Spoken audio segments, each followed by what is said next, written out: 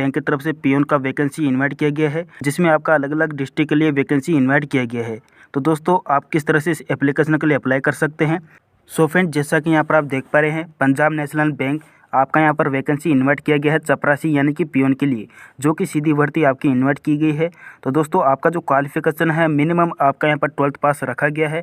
इसमें ना आपका कोई एग्ज़ाम होगा, ना ही आपकी कोई फीस लगेगी। दोस्तों बहुत ही अच्छी वैकेंसी है। तो जैसा कि यहाँ पर आप देख पा रहे हैं, आपका जो एज क्राइटेरिया है 1/1/2022 को कंप्लीट होना चाहिए, जिसमें आपका न्यूनतम आयु यानी कि मिनिमम आपका 18 ईयर रखा गया है और अधिकतम आपका 24 वर्ष होना चाहिए। वहीं हम बात करें इसके एज रिलैक्सेशन की। सो गाइज आप देख सकते हैं, आपको यहाँ पर ओबीसी के लिए 3 ईयर का, SC ST के लिए 5 ईयर का आपको एज में रिलैक्सेशन देखने को मिलेगा। और वहीं हम बात करें इसकी भूतपूर्व सैनिक की, तो दोस्तों आपको 3 साल का एज में रिलैक्सेशन यानी कि छूट आपको मिलता है। यहाँ पर आप देख सकते हैं आपकी जो भी डिटेल है। सेकंड पॉइंट आपका आता है एजुकेशन क्वालिफिकेशन का। तो आपका यहाँ पर न्यूनतम 12वीं कक्षा पास आउट होना चाहिए, जो कि यहाँ पर आप चेकआउट कर सकते हैं। अंग्रेजी भाषा में पढ़ने व लिखने का मूल ज्ञान होना भी चाहिए, साथ ही आपको इंग्लिश लैंग्वेज बोलना पढ़ना आनी चाहिए। अब यहाँ पर आप देख सकते हैं कितनी वैकेंसी आपके यहाँ पर इन्वाइट की गई है। तो आपके यहाँ पर कैटेगरी वाइज वैकेंसी इन्वाइट की गई है, जो कि यहाँ पर आप चेकआउट कर सकते हैं। उसके बाद आपसे कहा गया है कि उम्मीदवार उसी जिले का मूल निवासी हो जिसके लिए वह आवेदन कर रहा है। सो गाइज आपसे कहा गया है कि अगर आप जयपुर जिले के हैं तो आपको यहाँ पर जयपुर के लिए ही अप्लाई करना होगा। अदर जिले के स्टूडेंट इस वैकेंसी के लिए अप्लाई नहीं कर पाएंगे। उसके बाद आपका जो भी पे स्केल है, वह पे स्केल आप देख सकते हैं। आपका जो पे स्केल है 14,500 से लेकर आपको 28,000 तक आपको पर मंथ आपको सैलरी दी जाएगी, जो कि यहाँ पर आप देख सकते हैं। उसके बाद आपसे कहा गया है कि पात्र अभ्यर्थियों के लिए चयन हेतु 10वीं कक्षा के प्राप्तांक के 40% तथा 12वीं कक्षा के प्राप्तांक के 60% के आधार पर मेरिट बनाई जाएगी तथा मेरिट के आधार पर ही चयन किया जाएगा। तो यहाँ पर आप देख सकते हैं आपकी 10th और 12th को मिला करके जो भी आपकी मेरिट लिस्ट बनती है उसके अकॉर्डिंग आपका फाइनल सिलेक्शन किया जाएगा। उसके बाद आप देख सकते हैं कि भर्ती प्रक्रिया बिना कोई कारण बताए निरस्त की जा सकती है। रिक्तियों की संख्या कम या बढ़ाने का संपूर्ण अधिकार बैंक प्रबंधन के पास रख सकता है। उसके बाद आप देख सकते हैं आपके यहाँ पर जो भी बायोडाटा है, जैसे आपके पासपोर्ट साइज फोटोग्राफ हो गए या फिर आपके अदर कोई डॉक्यूमेंट होंगे, वो आपको सेल्फ अटेस्टेड करके जो भी आपके नियरेस्ट पोस्ट ऑफिस है उसके अकॉर्डिंग आपको इस आवेदन पत्र को भेजना होगा, जिसकी डेट आप देख सकते हैं 14 मार्च 2022 को शाम 5 बजे तक इस वैकेंसी के लिए आप अप्लाई कर सकते हैं। अब आपको भेजना कहाँ पर होगा, तो यहाँ पर आपको एड्रेस दिया गया है। जिस भी ज़िले से आप अप्लाई कर रहे हैं उसके अकॉर्डिंग आप यहाँ पर अप्लाई कर सकते हैं। उसके बाद आपको नीचे आना है। आने के बाद आपको किस तरह से आप इस एप्लीकेशन को सेंड करेंगे, तो आपको एक लिफाफा लेना होगा। उसके बाद आपका जो भी पोस्ट है आप उसे सेलेक्ट करेंगे और दोस्तों आपका जो भी ज़िला है उसके अकॉर्डिंग आपको यहाँ पर भेजना होगा। अब आपको कौन कौन से डॉक्यूमेंट सेंड करने हैं उसकी भी डिटेल आप देख सकते हैं।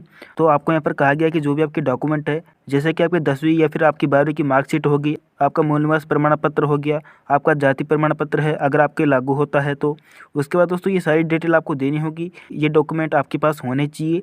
उसके बाद आपसे कहा गया कि आदि अधूरी व असत्य जानकारी वाले आवेदन पत्र जैसे कि 10वीं कक्षा की मार्कशीट, 12वीं कक्षा की मार्कशीट, ये अगर आपके पास नहीं है तो आपका जो एप्लीकेशन फॉर्म है वो आपका रिजेक्ट हो सकता है। तो ये जानकारी आपको देनी होगी। तो दोस्तों इसकी फ़ोटोकॉपी को आपको यहाँ पर अटेस्टेड करना होगा। अब आपको किस तरह से अपने एप्लीकेशन फॉर्म को फिलअप करना होगा।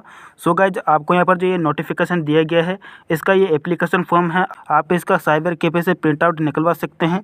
उसके बाद आपको बाय हैंड इसको ऑफलाइन फिलअप करना होगा। तो आपको केयरफुली इस फॉर्म को फिलअप करना है। अब आपको दिया गया है चपरासी पद भर्ती हेतु आवेदन। तो आप किस जिले के लिए अप्लाई कर रहे हैं उस जिले का नाम आपको देना होगा। उसके बाद आपका जो भी पासपोर्ट साइज फोटोग्राफ है वो आपको यहाँ पर चिपकाना होगा। उसके बाद आपका जो भी नेम है वो नेम अपनी मेट्रिकुलेशन 10th की मार्कशीट के अकॉर्डिंग आपको फिलअप करना है।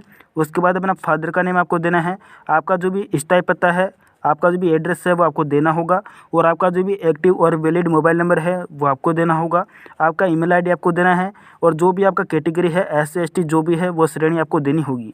उसके बाद आपका जो भी डेट ऑफ बर्थ है वो जन्मतिथि आपको देनी होगी और जो भी आपका ज़िले का नाम है वो आपको देना होगा। अब आपका जो भी पैन नंबर है वो नंबर आपको देना होगा। आपका आधार नंबर आपको देना है। अब यहाँ पर आपका जो भी शैक्षणिक योग्यता जो आपका एजुकेशन क्वालिफिकेशन है उसका नेम आपको देना होगा। तो आपका जो भी परीक्षा का नाम है वो आपको देना होगा। उसके बाद आपका बोर्ड का नाम आपको देना है। आपका जो भी पासिंग ईयर है उसकी डेट आपको देनी है। आपका सब्जेक्ट और आपका प्राप्तांक आपको देना होगा। उसके बाद आपका जो भी टोटल परसेंटेज है आप उसकी एंट्री करेंगे। उसके बाद आपको नीचे आना है। आने के बाद जिस भी स्थान से आप इस एप्लीकेशन के लिए अप्लाई कर रहे हैं उसका नेम आपको देना है और आपका जो भी अभ्यर्थी का हस्ताक्षर है वो आपको देना होगा। इस तरह से आपको केयरफुली फिलअप करना होगा। उसके बाद दोस्तों आपको यहाँ पर जो स्पीड पोस्ट के माध्यम से इस एप्लीकेशन को सेंड करना होगा।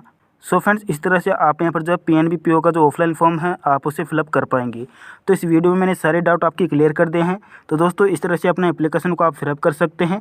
सो फ्रेंड्स, आई होप कि ये वीडियो आपको पसंद आया है। अगर वीडियो आपको पसंद आए तो इस वीडियो को लाइक शेयर एंड सब्सक्राइब जरूर करें। तो मिलते हैं किसी और वीडियो में, तब तक के लिए जय हिंद, जय भारत।